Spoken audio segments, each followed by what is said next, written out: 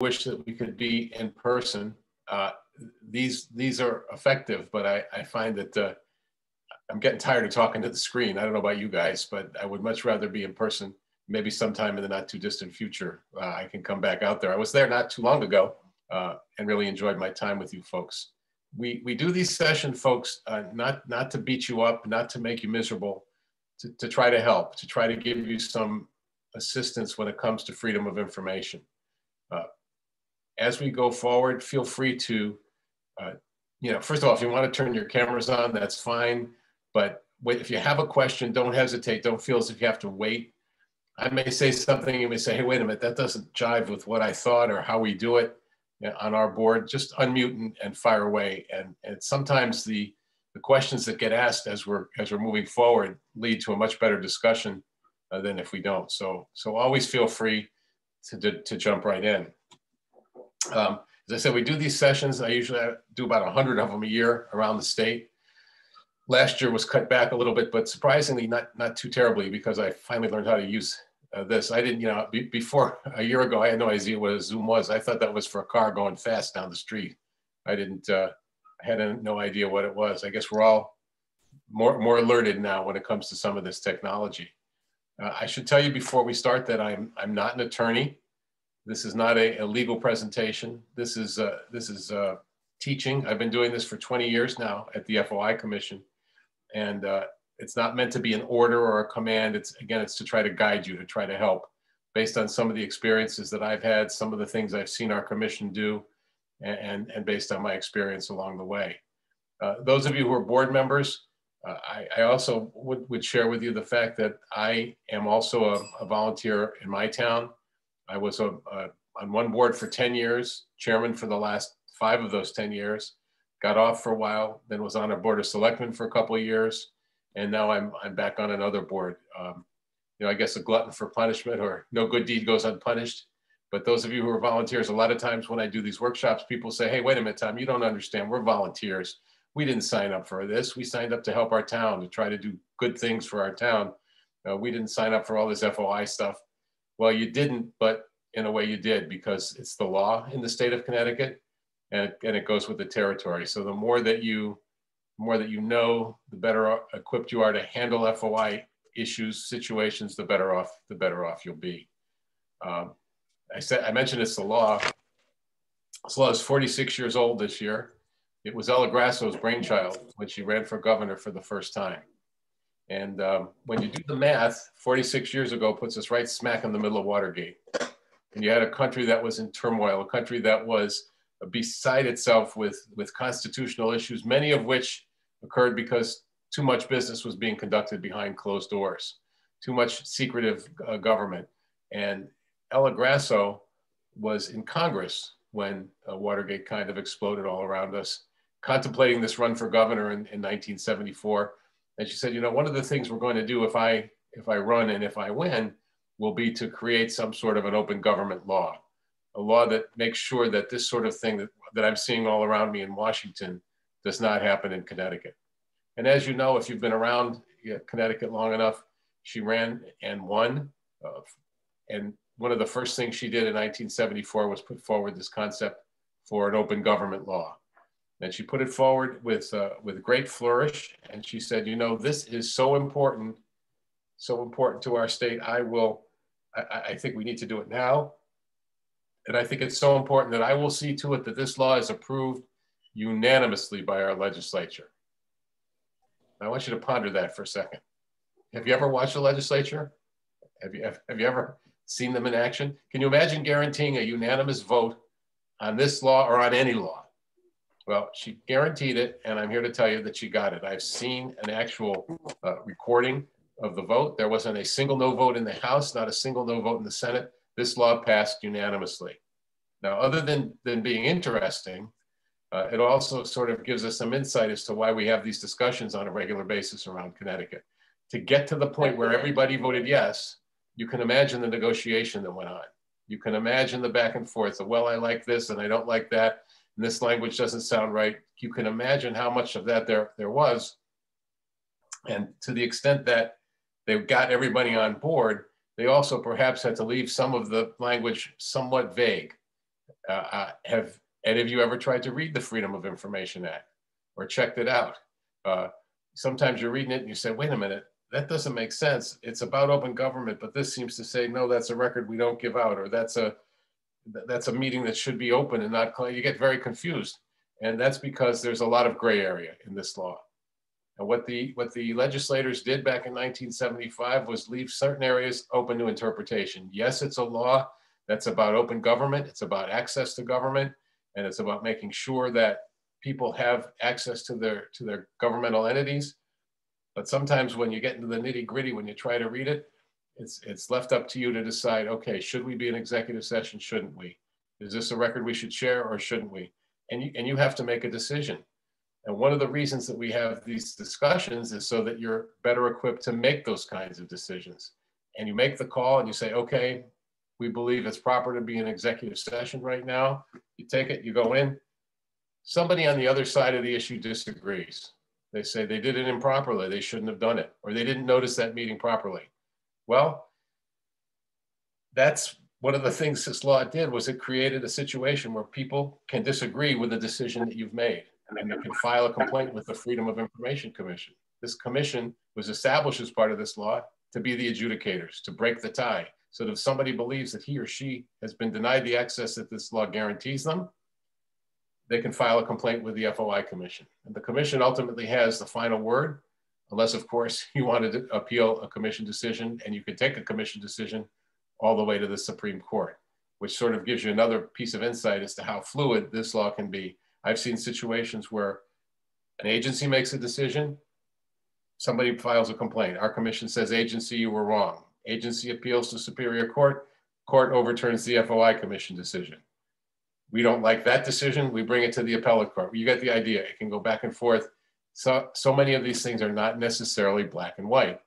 So the goal tonight would be to give you some of the tools to work with so that when you have to make one of those decisions, and if by chance somebody challenges one of those decisions and you have to go and defend that, you're confident and you know that you've done the right thing to the best of your ability based on what the FOI Act is telling you to do.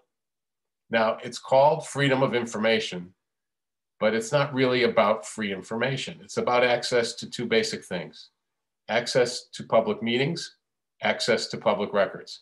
We'll go over both prongs with an emphasis on the meetings provisions, because most of you, I'm told, are members of boards and commissions. But if I don't touch on something that you're interested in or you want to ask about, please ask, and don't be bashful. Ask the questions as we go forward. But I mentioned that it really should be freedom of access.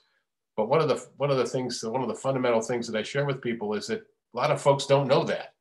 People on the outside looking in think it's about free information. They think it's an invitation to come in, ask people questions. Hey, public agency, how did you get this? Why did you do that? Board of Finance, how did you come up with that number? Where did that all come from? Now, we're public servants. We're going to answer questions as we can, but nothing in the FOI Act requires us to answer questions. So sort of tuck that away. You're at a meeting or in a public forum and someone starts asking you questions, and you'll answer them politely to the best of your ability, but it's not a requirement under FOI. And if that's been an issue for you, let me share a little story with you. Think about working at the Freedom of Information Commission. People see freedom of information, they think we're the information center for the entire state of Connecticut. They think that we have every record owned by every agency in the state. They send us requests constantly. Before I jumped on the Zoom here, I saw another one from a woman who was looking for some insurance information. Please send me. They think we sit in this giant vault with all these records and we push buttons and out come the records. They don't understand the function of freedom of information. But I took a call, just to share with you, a call a couple months ago from a gentleman. He says, hi, I need your help. I said, what can I do to help you, sir? He says, well, I need a copy of my naturalization papers. I said, naturalization papers, isn't that like a federal thing? And he said, yeah, but I went to them and they were going to charge me $500, so I thought you might have an extra copy lying around that you could give me so that I could move forward. I had to very politely explain to him, that's not what we do. It's not about answering questions. It's not about providing documents like that. So if you've had that sort of situation, You know, I feel your pain. We get them all the time. It's just not what the law is. Access to meetings, access to records. So when we talk about meetings, I don't read a lot of definitions if you've talked with me before, but here's the definition of a meeting. Meeting means any hearing or other proceeding of a public agency, any convening or assembly of a quorum of a multi-member public agency, and any communication by or to a quorum of a multi-member public agency, whether in person or by means of electronic equipment, to discuss or act upon a matter over which the public agency has supervision, control, jurisdiction, or advisory power. Bottom line, folks, is that any time you gather as a group to do your work, to do your assigned tasks, your elected tasks, it's a meeting. And you need to make sure that the meeting's properly noticed, that it's open to the public, and that there are minutes of that meeting when the meeting is done. Hey, Tom, wait a minute, it's budget season. Can't we just get together informally and go over some of the numbers? No. It may seem easier to do that. It may make sense in your minds to do that. But when you work in the public sector, you can't do that. You've got to notice a meeting. Hey, Tom, we're going to form a little subcommittee. Subcommittee is not the full board. So that way we don't need to pay attention to freedom of information. Also wrong. When you read the definition of a public agency, which is long, I won't read it to you, but it has a phrase in it that goes like this: including any committee of or created by any such office, et cetera, et cetera. So if your 10-member board creates a subcommittee of even 2, 3 people, that becomes a new public agency unto itself, and it needs to follow the same rules. Meetings noticed, it's open to the public, and there are minutes when the meeting is done. Now, I just get off track a little bit here. I suspect that you're holding many of your meetings this way, virtually, over Zoom or WebEx or whatever you use. When the pandemic hit a year ago, doesn't it seem weird, by the way, to say that a year ago? It's incredible that we've been doing this for a year. But the governor issued some executive orders, and one of them, 7B, relaxed the requirements for in-person meeting. And it said that you could meet this way virtually, everybody, board members and audience, but you had to provide real-time access. So at the same time that you put your agenda together, this is what we're going to do. The agenda needed to have a link to whatever platform you're going to use, so that anybody who wanted to attend, and board members of course, but any other person who wanted to attend and have real-time access to that meeting could click on that link and do so. So the real-time access electronically, when we're back in a normal world, and just by the way, a heads up, the legislature is fooling around with some language which may make that a permanent part of the statute. It's not now, but it may have some bearing on how we conduct business going forward. But at this point, you meet in person, you notice the meeting, that's fine. It's just like the good old days. But if you're meeting virtually, just make sure you have that link available so that people, now if you don't have Zoom or you're doing it over the phone, you could obviously have a phone link, but people have to be able to observe the meeting one way or another as it's going forward real time. The idea behind the meeting law is to make sure that people have access. So again, gee, what if we want to meet in person, but people may be a little skittish because they're still worried about the coronavirus? Well, there's another executive order, 9H, that said, okay, you can meet in person, but if you want to have the Zoom link as well, you can do both of them. And if that's the road you choose to go down, you can look at that as well. The law talks to us about 3 different kinds of meetings. It talks to us about a regular meeting, a special meeting, and an emergency meeting. A regular meeting is a meeting that you have per a schedule that you submit to the town by the end of January of every year that says we meet on the 1st and 3rd Tuesday, 7 o'clock town hall, 2nd and 4th Wednesday, 8 o'clock Board of Education building. That becomes your regular meeting schedule, your regular meeting dates, place, and time. A special meeting, a lot of people get very nervous. They see that word special. Special meeting can be about anything you want it to be. They say, oh, we can't do this, you can do anything you need it to be. Here's the fundamental difference. At a regular meeting and a special meeting, for both of them, you need to prepare an agenda. The agenda needs to be specific. I don't know if there are any agenda preparers in the room, but you always want to make sure you have as much specificity as possible. this is what we're going to do. This is what we plan to do on this night. The agenda needs to be available at least 24 hours in advance. Make sure it's in your office if you have one, also in the town clerk's office. And again, with the Zoom obligations, everything needs to be online as well. The difference between the regular and the special meeting is this: should something occur at a regular meeting that's not on that agenda, the law says the board can vote to add an item to the agenda by a 2/3 vote of those board members who are present. At a special meeting, should something arise that's not on that agenda, you can't add anything. So at a special meeting, you can only talk about what's on that agenda. You prepare an agenda. If you do it like I do, you cut and paste items like other business, old business, new business. They're not the best because they're not real specific, but at least at a regular meeting, the chairman can say, is there any other business? Yes, Madam Chairman, I'd like to add the following. And if somebody wants to add something at a regular meeting, you make a motion, you second it, and by 2/3 vote of those board members present and voting, you can add items to the agenda. And at a special meeting, you can't. So an item like other business or old business or new business at a special meeting with nothing underneath it is pointless, because you can't say, is there any other business? Because you can't add anything. You've got to be specific. You've got to make sure that the items are as, you know, that this is what we're going to do. It can't just be a nebulous other or old business at a special meeting. The third kind of meeting, the emergency meeting. Folks, it's a meeting that I really discourage boards and commissions from using. An emergency meeting is an unnoticed meeting. It's a meeting that you have when you have a true emergency on your hands. You meet, you talk about the emergency topic, and within 72 hours, you create minutes that reflect what the emergency was, who was there, and what you did about it. The problem is that the emergency meeting is unnoticed. And the emergency meeting is a meeting that the law wants you to push away from if you can. And it set the bar really high as to what constitutes an emergency. What you and I think might rise to the level of an emergency is not necessarily so in the law. I'll give you the best example I have. We have some holidays that are observed in Connecticut that some people get and some people don't. Martin Luther King's birthday, Veterans Day, Columbus Day. Those, some boards get them, some don't. Some towns get them, some don't. And so what'll happen is something like this happens every year.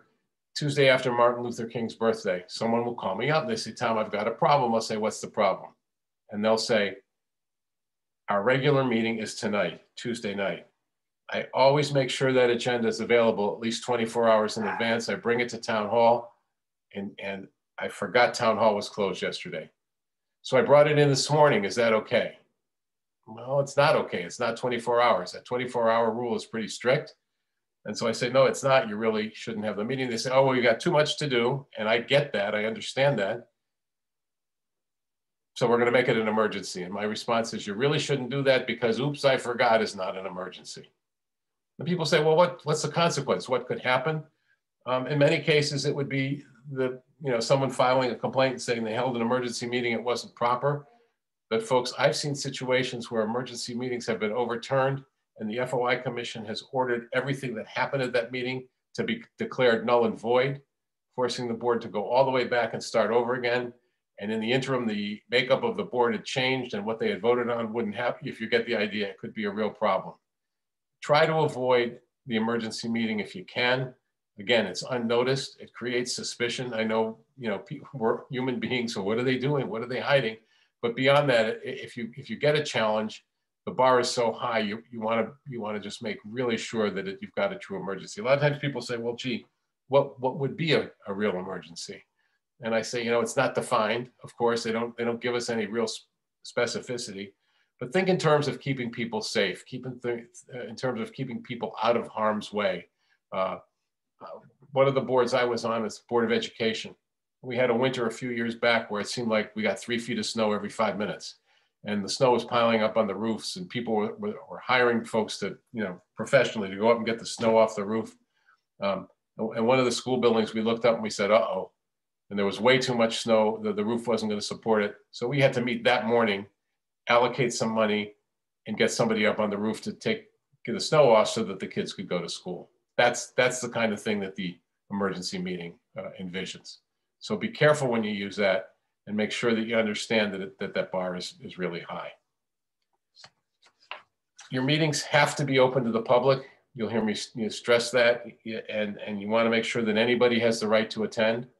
I know, Crystal, I can see you. Has Zoom bombing been any kind of an issue in Woodstock?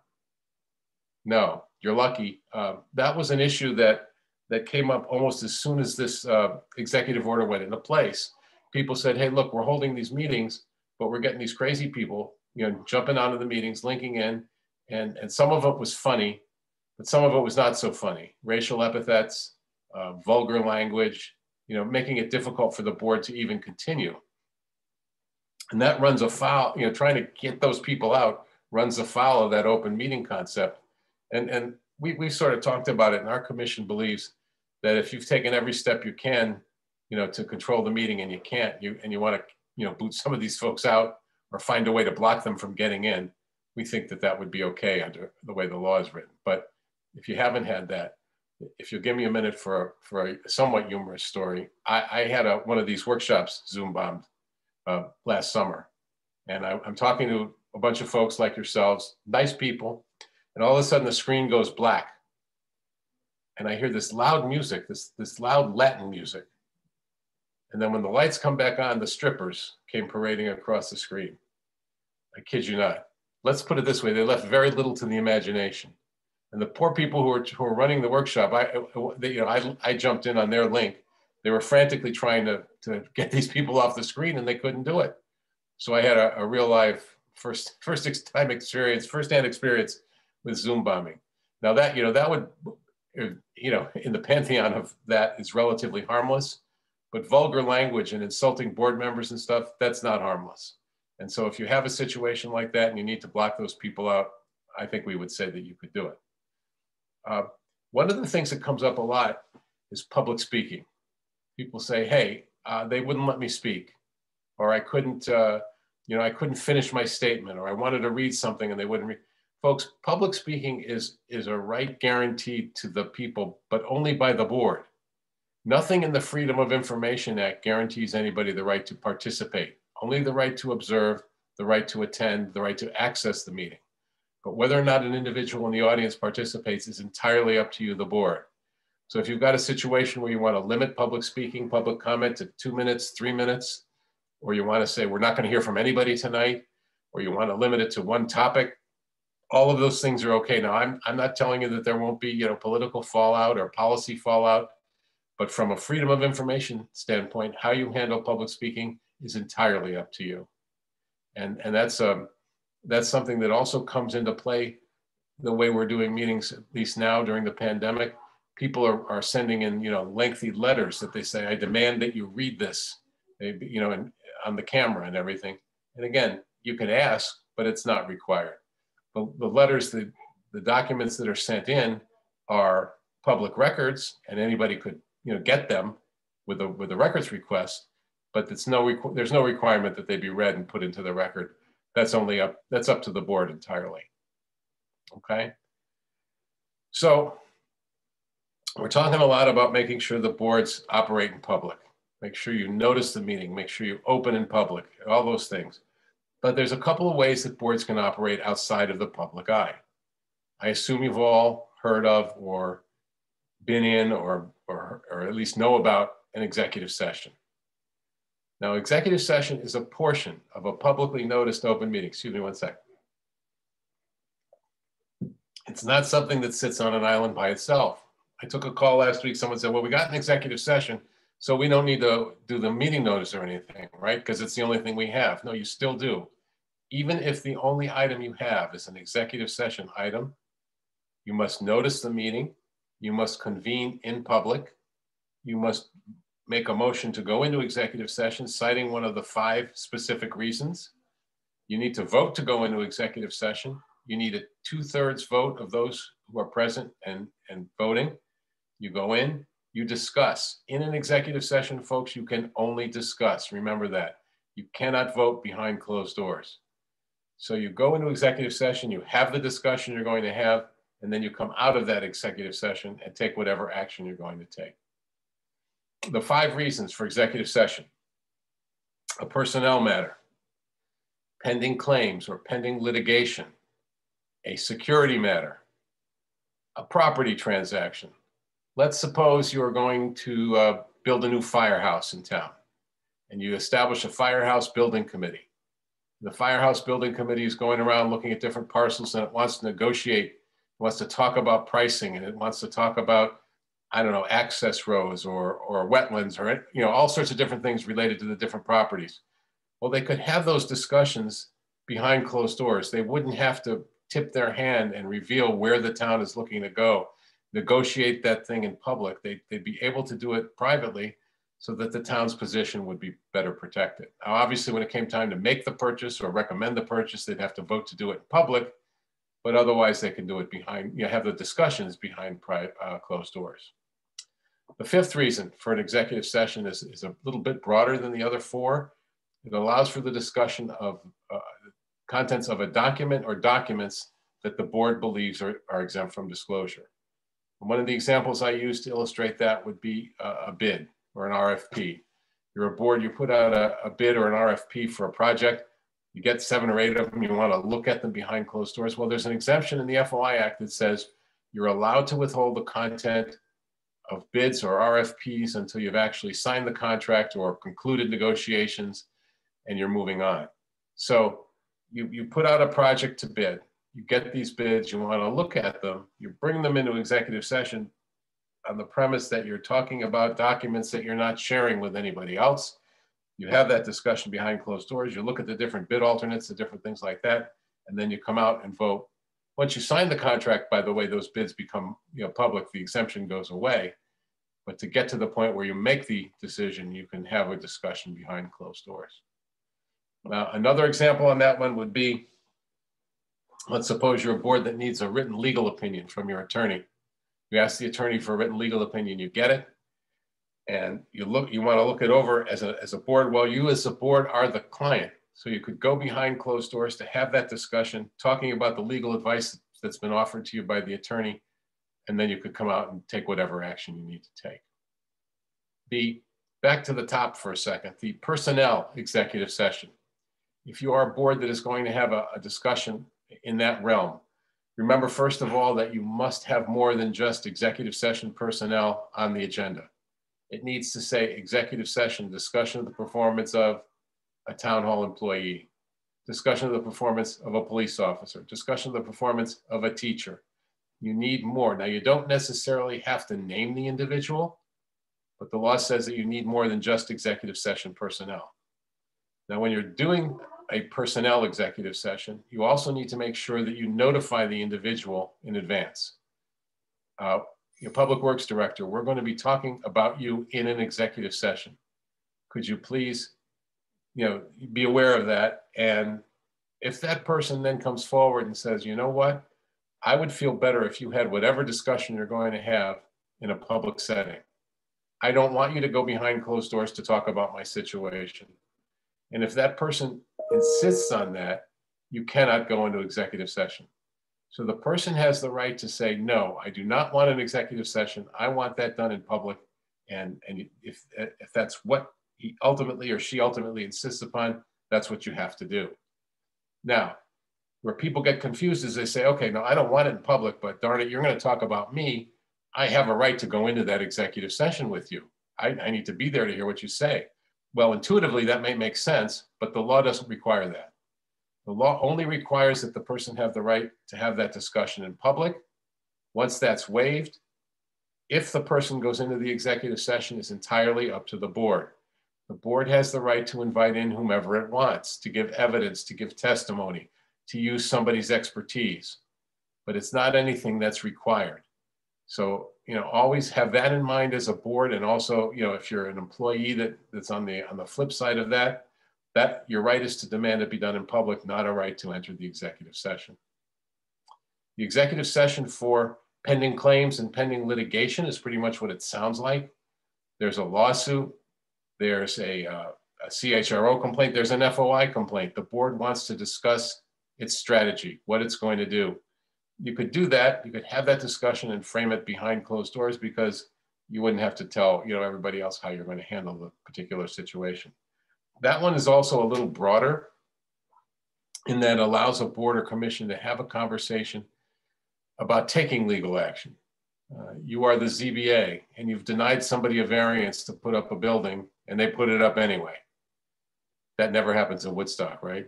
Everybody gets along, so that wouldn't be a problem in your town, right?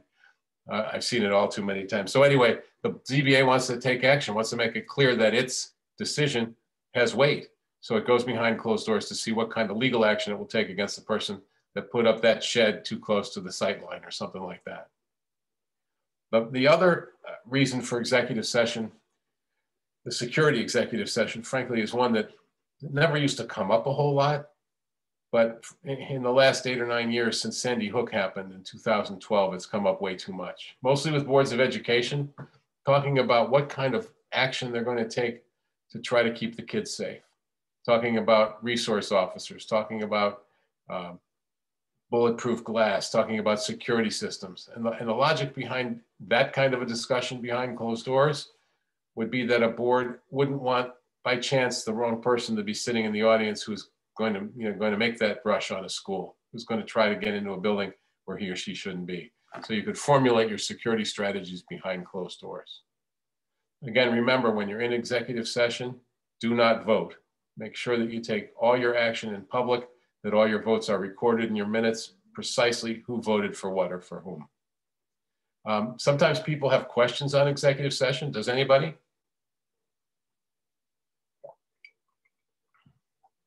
Doesn't look like it. Okay, so I said there were two paths that a board or commission can take to exclude the public, if you will. The other one's a little more complicated, or at least a little more difficult to describe. I read you the definition of a meeting. The sentence that follows that goes like this: meeting does not include. Meeting does not include. There follows a list of, I don't know what you'd call them, if not meetings. The legislature says, well, it's fine if you want to call them meetings, you can, but for the purposes of freedom of information, they're not meetings, which means you can call it a meeting, but you don't need to follow FOI, basically. And there's a lengthy list of those, and some of them are kind of odd because they're important work that boards do. Does Woodstock have any unions? So collective bargaining, when you have your collective bargaining sessions, that's not a meeting. Now, those of you who've ever done it know that that may be one of the most important things you do if you're involved in town government, because the budget sometimes rises or falls based on the success of a collective bargaining negotiation. But your strategy sessions, your negotiating sessions, some of them which can last for hours, they're not official meetings from an FOI standpoint, which means they're not noticed, they're not open to the public, and there are no minutes when you're done. Another one that comes up a lot, executive level search committees. The police chief retires and you form a committee to look for a new chief. Superintendent of school retires. You form a committee to look for a new superintendent. Those are executive level positions. And the law says that those search committees can operate outside of freedom of information, which means they're not noticed, they're not open, and there are no minutes when the meeting is done. Now that one, to me, makes a little sense, because if you're looking for a high quality individual for an important position, you're going to want the best possible candidates. And some of those best possible candidates might be, in other jobs, and they don't want their current employers to know that they're looking. So a situation like that, keeping that somewhat secret might be the right thing to do. Not necessarily fly against the idea of open government. One of my favorites is this one. You can have a chance meeting or a social meeting, neither planned nor intended for the purpose of discussing matters relating to official business. Who are we kidding? If board members go out to dinner, what else are they going to talk about? Where the best meetings take place in Woodstock? I would argue probably in the parking lot. After the meeting, people go out there, oh, let's talk about this, let's review that. Folks, let's not be naive. And the FOI Commission is not naive. We know that these sessions take place. We know that these informal discussions take place. Here's what you need to be careful of. When you go into those situations, the social gatherings, the discussion in the parking lot. Make sure that you understand that you should avoid the deep, deliberative conversations in those settings that you should be having at the meeting. You do not want to set your budget over the eggnog at the Christmas party. You want to make sure that you do your work in public.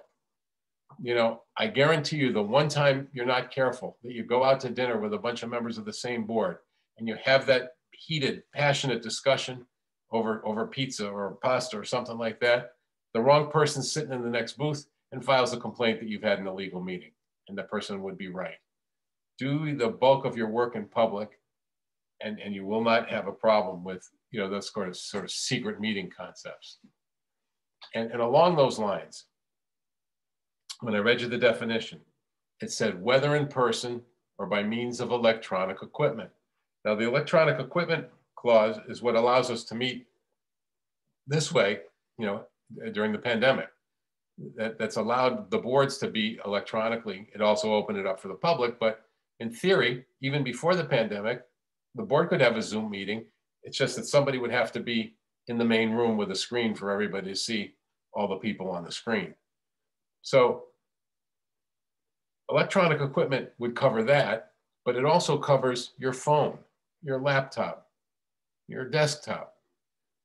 People say, well, you know, under these circumstances, couldn't we just email each other back and forth and make a decision? No, that's not public. Electronic equipment would call that a meeting. And people are, and you say, well, gee, who's going to know? I want to see any and all emails between the members of the Board of Selectmen about topic X. They're public records. Anytime you create something in the conduct of Woodstock business, it's a public record. So people would not only have your discussion, they would have a discussion that was not properly noticed and held secretly, and you've got a problem with an open meeting. I'm not telling you to stop using those devices, especially now when we're trying to be safe and take care of ourselves. But don't have the deep deliberative discussions via email or text that you should be having at a meeting. That is a recipe for an FOI disaster. Make sure that you have, you know, control of what you write. The chairman sends out something that says, folks, I feel really strongly about this issue. This is what I'm going to bring up at the next meeting. Fine, share it with everybody. But then don't somebody else jump in and say, well, I think you're wrong on that, Madam Chairman, and start a discussion that you should be having at the table. Sharing information is fine. Discussing the agenda would be fine. Getting an update on something would be fine.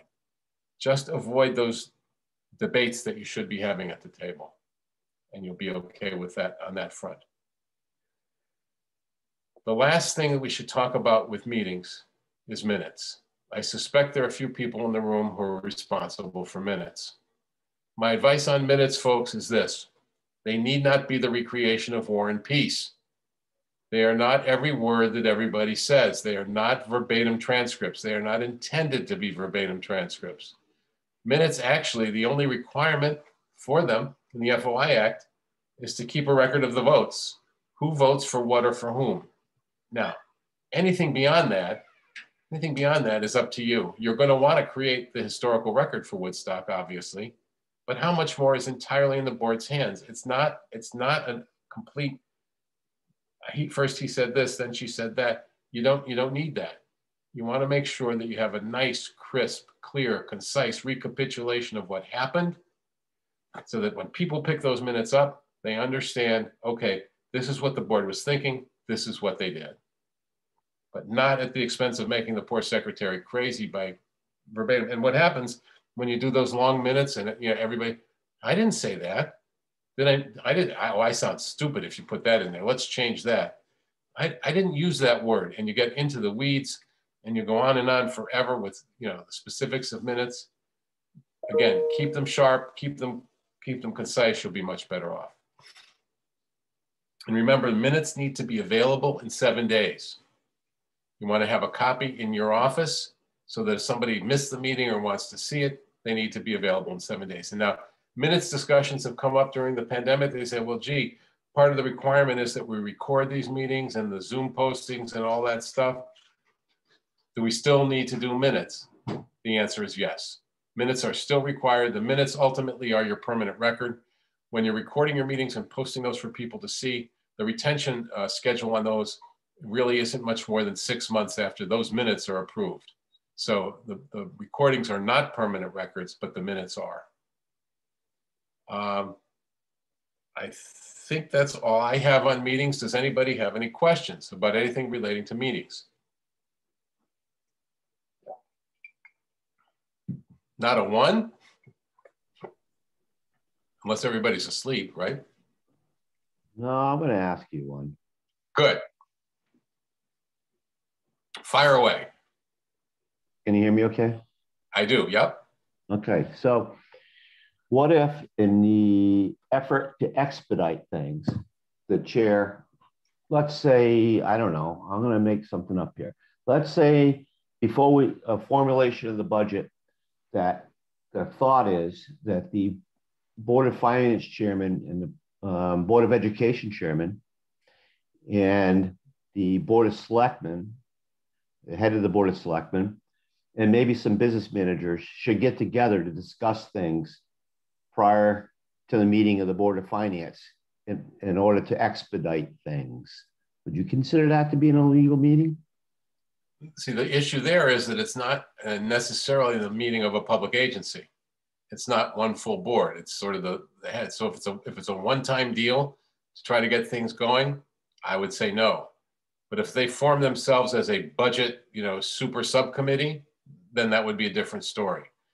But a one-time meet like that with each chairman. Now, the problem would be if they brought in other board members. The selectman said, well, I'm going to bring in another selectman, and the Board of Ed guy said, I'm going to bring in my vice chair. Then you've got a problem. Then you're going down the wrong road. But a couple of officials and the chairs of 3 boards, one-time shot, not a meeting. My opinion only, but I would say not to worry. Okay, thank you. You bet. Anything else? All right, I've seen one identifier here that I'm going to jump in, and not to pick on somebody, but I see that the Board of Assessment Appeals is in the House. This new wave that we've had with, Zoom meetings and stuff like that has thrown some people a curveball with the Board of Assessment Appeals. In the last couple of weeks, I fielded dozens of calls from all over the state. Remember that your Board of Assessment Appeals, for better or for worse, are also public meetings. And when you hear these people, their appeal, and a lot of towns have had reval this year, when you hear them, they're public meetings like anything else. And you have to, if you're doing it remotely, if you're doing it electronically, you need to make sure that you do the same thing with the Zoom meetings that your Board of Selectmen are doing. Don't think that because it's a Board of Assessment Appeals, you'd operate differently. Any other questions about meetings? Crystal, I don't see any, do you? No, I do not see any hands raised. Okay. So let me spend what time we have left talking to you a little bit about public records. And you're thinking, well, gee, we're on boards and commissions. What do we need to worry about? Public records. Well, here's what you need to remember. When we talk about records and the Freedom of Information Act, and when I do the sort of the full-blown workshop, folks, and we talk about meetings and records, this portion could go on, longer than the records, the meetings provision. But listen to the words when we talk about public records. Except as otherwise provided by any federal law or state statute, all records maintained or kept on file by any public agency, whether or not such records are required by any law or by any rule or regulation, shall be public records. And every person shall have the right to inspect such records promptly during regular office or business hours, copy such records in accordance with, it gives you a section number, or receive a copy of such records in accordance with 1-212. And when it defines records, it says, public records means any recorded data or information relating to the conduct of the public's business prepared, owned, used, received, or retained by a public agency, or to which a public agency is entitled to receive a copy by law or contract, whether such data or information be handwritten, typed, tape recorded, printed, photostated, photographed, or recorded by any other method. So what that's telling us is that everything, absolutely everything, is a public record. So, I was talking about emailing each other or texting each other or things like that. Well, if it has to do with town business, it's technically a public record. And someone could say, hey, I want to see those emails. And you could say, well, no, they're mine, or you can't have them, or, you know, you're going to make trouble with them. If they don't fall under one of the exemptions, and there are different exemptions, things that would be an invasion of privacy, things that if released would be, you know, have a trade secret in it or something like that. I mean, there are legitimate exemptions to disclosure, but basically everything's a public record, and you have to think that way, especially when you're working as much as you do, I suspect, at home or from your place of business, because you're volunteers and you don't have a town email address or a town email account. And if you do, sometimes you may not have access to it. So understand that you want to make sure that you can't say, well, it's on my laptop or it's on my, you know, my tablet or my desktop. If you create it in the conduct of Woodstock business, it becomes a public record. And so you want to always think before you send, think before you write, and make sure that you comprehend that. And if somebody asks you for a record, if somebody says, hey, I want to see those emails, or I want to see those handouts that you got at the last meeting, you should always check with staff. Crystal's very good about it. She knows, you know, she knows some of the ins and outs, and she knows where to look to get the answers if she doesn't have it. And by the way, you can always call us. I'm the person on the other end of the phone. That's what I do, you know, during most of my day. Today was, I took the notes down. I think I had 22 calls today. We'll give you an answer. It may not be the answer you want, but it's also not an order. This is what we think you should do. And then you could take that advice and use it, or use part of it or none of it. But at least you have some idea what the FOI Commission is thinking to your particular situation. But if you ever get a request for records, the law says that you always respond in 4 business days. Now, respond doesn't necessarily mean to produce the records. You respond, dear sir, dear madam, we're looking into your request. We will find the records and send them to you. We think some of them may be accepted. Whatever your answer is, always respond in 4 days, because the law has said if you don't respond in 4 days, you've denied access. You've denied the person access, and they can file one of those complaints that we talk about with the FOI Commission. Never be afraid to say, I'm going to look at those records. I need somebody else to help me find them, or I need to look at them, or I'm not sure if they're exempt or not. I'm going to ask for help. A lot of times people will ask for records. I don't know if any of you have ever had to deal with this, and they say, I want them and I want them now. They demand immediate access. That's not part of the law either. The law says that you provide access in prompt fashion. And prompt doesn't necessarily mean immediately. It means in a course that is reasonable, that is not without undue delay, that doesn't, you don't stall, but it also means that you can, you have a right to do the rest of your work is basically what that means. I'm trying to think of anything specifically when it comes to records. You all, as I mentioned, there's a lot of different exemptions. If you're dealing with law enforcement records, there's a piece that says that, you don't give out records that pertain to a case that's still ongoing. There's an exemption for trade secrets. Sometimes people come to boards and commissions and they stamp them. They say, this is confidential. It's got trade secrets in them. And they say, well, that's swell, but understand that once it crosses the threshold and becomes a public record, it's up to the agency whether or not that exemption is invoked. So if somebody hands you a record and says, look, I'm giving this to you, but it's confidential. If it has to do with Woodstock business, you want to make it clear to them that you'll be happy to try to honor their request. But if the law requires you to turn it over, you'd have to do that. Let me share one little story with you to show you the perils of not being careful. This is a case out of Hartford a couple of years ago. It actually involves the then Corporation Counsel in Hartford. And it involves a person who makes a lot of FOI requests. He still does. In this case, he asked for 2 basic things.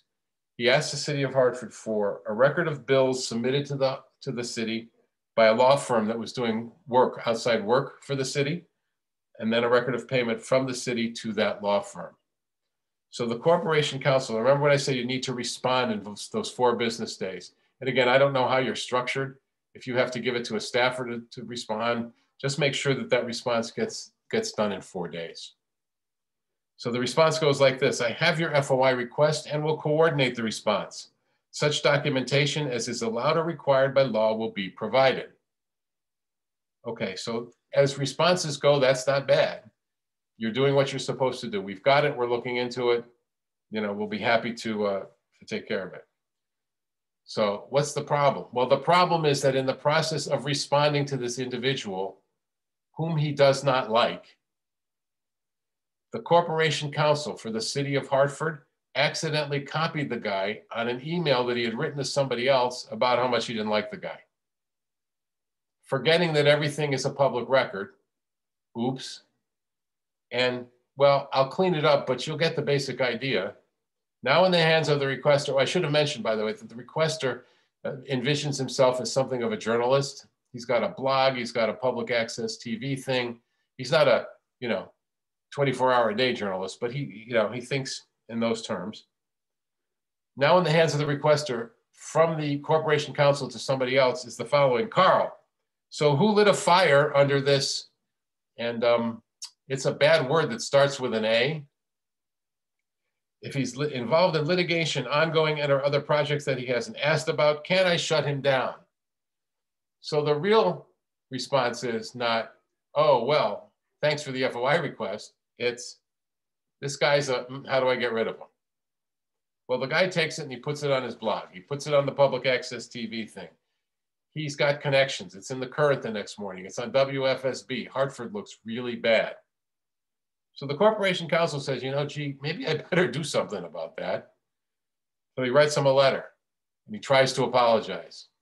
But he, as you'll see, he doesn't make it. In his letter of apology, another public record, apparently of little else to do other than to pester me in this office and other city departments. Recall that I do not work for you. The purpose of the FOIA statute is not to provide you a playground. Hey guys, even if you think that, please don't write it. You've created another public record that says, nah, to your law, to you. And again, Hartford takes a horrible beating because the guy wasn't thinking, he wasn't realizing that, hey, I can, I may feel good taking shots at this guy, but ultimately it's a public record that everybody's going to see. So again, I can't stress enough, think before you write, think before you send. I'm going to stop there. Does anybody have any questions about any specific records or anything to do with the records provisions or anything that we haven't touched on that you wanted to ask about?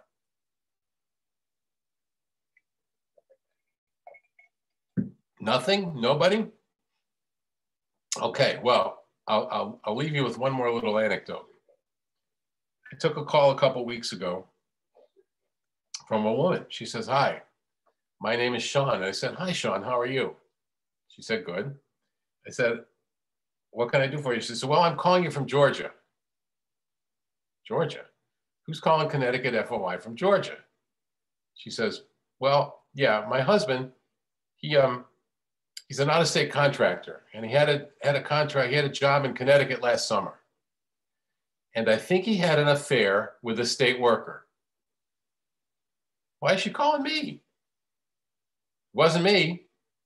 Why is she calling me? Well, she wants to know if she can see the state worker's emails, phone records, texts. So my response to her is, well, if you've got emails, texts, things like that that say something like, meet me at the construction trailer at 6 o'clock. We will review the blueprints for the project. And then, dot, dot, dot.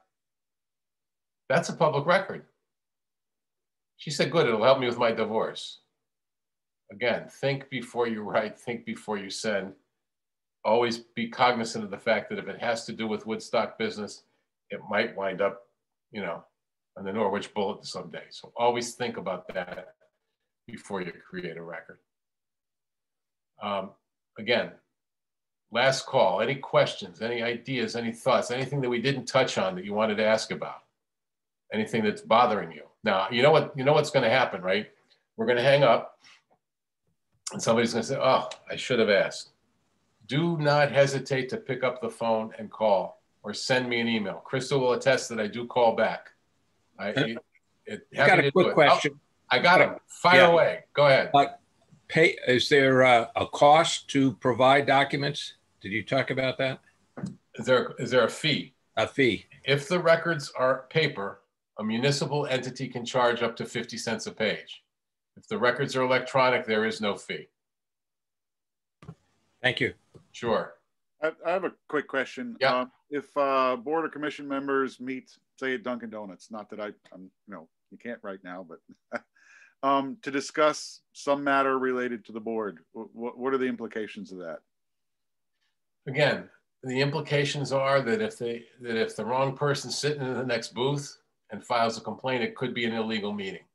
Could be deemed an illegal meeting, and it's just something you don't want to deal with. Well, even if it's only 2 people, not a quorum. Well, no, if it's not a quorum, it could be okay if it's not viewed to be a subcommittee or something like that. So absent a quorum, it could be okay. Okay, thank you. Yep. By the way, Jeff, I should add on the quorum issue, not to muddy the waters, but that has gone back and forth through the courts for years. There's currently a case in front of the state Supreme Court that we hope gives us a definitive answer, because they'd had split decisions. You needed a quorum for a meeting. You didn't need a quorum for a meeting. And so we're hoping the state Supreme Court, the case has been argued, we're waiting for the decision that says one way or another, if it's not a quorum, it's not a meeting, or if it's not a quorum, it could still be a meeting. Okay. So stay tuned, keep an eye out for that. But right now, no quorum, no meeting. Tom, Anybody I have a else? question. Yes, please. Assume we are meeting in person.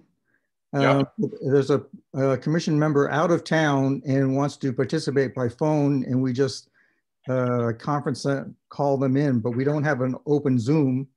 And in our meeting, we have the opportunity for citizens to observe and to speak. Does that bring up any? Perfectly okay. That's okay. Perfectly legitimate. Make sure that your minutes reflect who was on the phone, which member was participating that way. But before the pandemic hit, that was the primary use, if you will, of whether in person or by means of electronic equipment. Board members being out of town, phoning in and participating via speakerphone. That's what we do. Thank you. Yep, you bet. Kind of a follow-on to that, Tom? Yep. At a public hearing, can a citizen phone in, let's say non-pandemic times? Non-pandemic time, no. Well, let's put it this way, not required. You would not be required to allow that under FOI. Non-pandemic. Okay, thank you. I suppose if a board wanted to do that, it could. There would be no issues with freedom of information, but we would not require that you do that. Thanks. Sure. Anything else? Any other questions? Tom. Yes. This is John Davis, and I'm the Board of Assessment appeal guy you saw. Hello. What about what I might describe as work papers? We're looking at the appeal, and then we go do some research in other similar pieces of property, or go walk the property, take some notes, that kind of stuff. Does that become part of the public record, or only the ultimate decision documentation? I would say when you mention notes, there's an exemption for notes. If you have printouts on other pieces of paper, other pieces of property that sort of are the basis for your decision, those could become public. I have to give you one of those wishy-washy, it depends answers. It really depends on the content. If some of the documents, John, are the foundation for your decision, they could be ruled part of the public file. But if they're your personal notes, probably not. Okay, thanks. Sure. Scanning the globe here. Anything else? All right, folks, remember, do not hesitate to pick up the phone and call or send an email. Be happy to try to get you an answer to any question you might have, and help you avoid any problems when it comes to freedom of information. Crystal, that looks like that's a wrap. Did you have anything you wanted to add? I just want to say thank you for your time tonight, and to everyone who joined tonight. Thank you for taking an hour out of your day to spend learning about the FOI and how it applies to your boards and commissions and meetings, and really appreciate your time. And Tom, thank you again. Happy to do it. Maybe next year we can meet in person. hope so. Good night, everyone. Thanks, guys. Have a good rest of your evening. Thank Thanks you. for Thank you, setting this Crystal. up. Good night, Tom. Thank you. Good night. You're welcome.